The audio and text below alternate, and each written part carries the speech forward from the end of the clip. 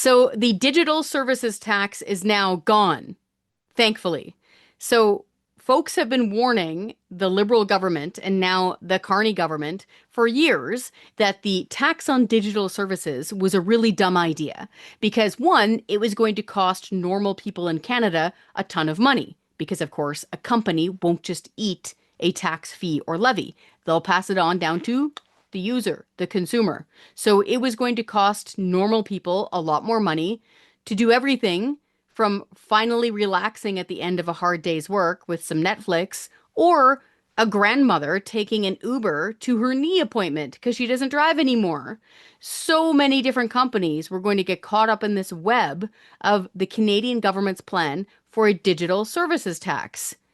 This goes back years too. The Biden administration, the previous administration in the United States said, this is a non-starter and we're not going to do this. What was going to happen was the Canadian government was going to retroactively impose a digital services tax on big American companies that sell stuff, that do business, sell their wares here in Canada. It was going to cost those companies billions of dollars. The Canadian government was planning on taking in around $1 billion a year or so from this new digital services tax. Again, ultimately, that was going to come from normal people because the company would just pass on down the cost.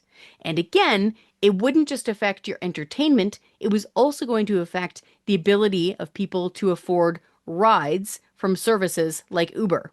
So for the longest time, it looked like the Liberal government in Ottawa was going to dig in its heels with US President Donald Trump with these ongoing trade negotiations and say, no, no, we're keeping the digital services tax. Well, US President Donald Trump said, well, I don't think so.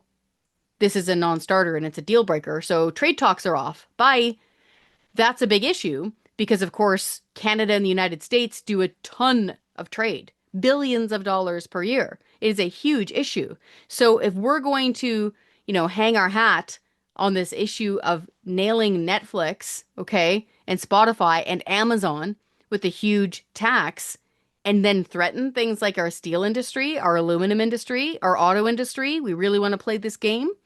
So it turns out Mark Carney didn't want to play that game after all. So late Sunday night, I think it was after 10 p.m. Eastern time on a Sunday, Prime Minister Mark Carney made an announcement. Yeah, no more digital services tax. So quick little history lesson for fun because it's between a weekend and Canada Day. Governments often will find something to tax you with.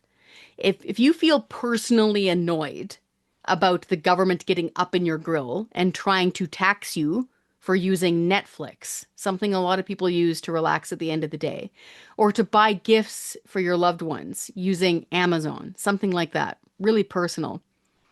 If it makes you feel any better, governments have been pulling this nonsense for centuries. In England, there was a window tax. Yeah, if you can believe it, there was a window tax. It was in place for about 150 years. They would send around inspectors and they would count windows on a building. It would start in the 1600s, and then they would tax the people who owned the building. Well, guess what? Yeah, it didn't go so well because urban buildings that had lots of windows facing the street where the inspector could see them were getting nailed with these huge window tax fees. So then the landlords that were renting out these places to lower income people started bricking up and boarding up windows. So for about 150 years, like working poor people who were living in these apartments weren't really getting sunlight. This actually caused major health problems. They've had other dumb taxes too. They had a chimney tax in England. Fun fact, brandy, okay, the drink brandy exists because of tax avoidance. So in the main continent of Europe, there was a tax on the volume shipping slash sale of wine. And so distillers figured out how to take water out of it so that it was in a smaller container and got taxed less with the idea that you would add water back to it. Kind of like, cans of orange juice. But because that function changed the taste and nature of the wine, a completely new alcohol was born. Brandy. So lots of fun facts here when it comes to taxes. But here's the fun lesson coming out of today's announcement of no more digital services tax. We've got another one coming that is also going to cost consumers in Canada a ton of money and probably trigger another trade war with US President Donald Trump. It's called the carbon tax tariff. Yeah, we thought we were done with the carbon tax. No, no, no, we are not. So, Prime Minister Mark Carney, in his lead up to the election and now in his platform, is soon going to start imposing carbon tariffs on imports from countries that don't have national carbon taxes.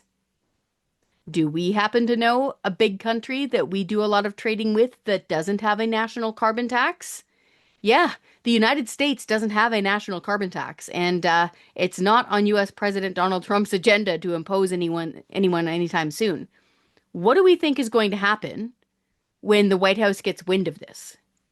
When they hear that Canada is going to start slapping import carbon tax tariffs on their stuff that's coming into Canada. Yeah, it's going to cost Canadian consumers a lot of money and trigger a trade war. So, Prime Minister Mark Carney has a bit of egg on his face, okay? He's had to climb down from this in a really awkward manner with the digital services tax. That's okay. People can learn from mistakes and gaffes, okay? Mark Carney now needs to use this as a learning experience and scrap his plans for a carbon tax tariff. And folks, politicians don't move unless they're pushed. So let's all get together and help push Prime Minister Mark Carney to getting rid of his plan for carbon tax tariffs. It's just going to cost all of us more money, and it's going to trigger another trade war with Washington.